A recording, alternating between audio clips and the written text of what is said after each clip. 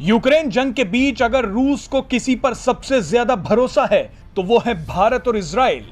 Vladimir Putin ने समय समय पर भारत के प्रधानमंत्री नरेंद्र मोदी और इजराइल के प्रधानमंत्री नेफ्ताली बेनेट से बात की। पुतिन जानते हैं कि भारत और इजराइल ही ऐसे देश हैं जिनके संबंध रूस और अमेरिका दोनों से ही अच्छे हैं और ये दोनों देश ही मध्यस्थता में अहम भूमिका निभा सकते हैं।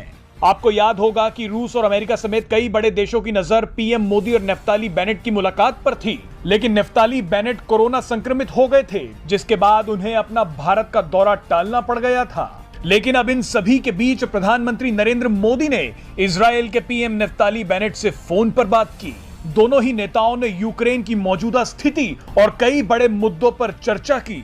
पीएम मोदी ने फोन पर हुई इस बातचीत के दौरान खुशी जताई कि बेनेट के स्वास्थ्य में सुधार हो रहा है।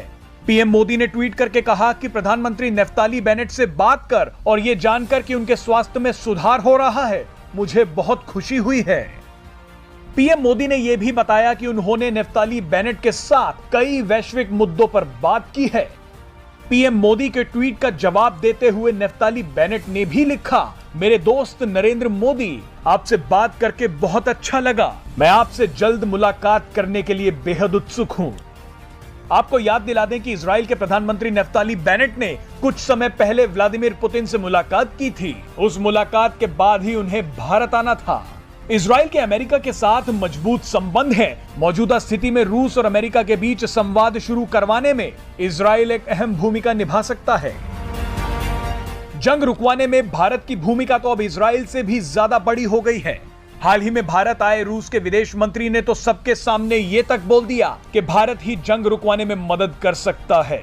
आपको जानकारी दे दें कि प्रतिबंधों के चलते रूस और पश्चिमी देशों के लिए भारत ही अब सबसे बड़ी उम्मीद है। पश्चिमी देश जो सामान रूस से नहीं खरीद पा रहे, वो सब उन्हें अब भारत से ही मिल सकेगा, जिसमें सबसे महत्वपूर्ण है गेहूं। रूस को भी अब व्यापार के लिए सिर्फ भारत की तरफ देखना पड़ रहा है।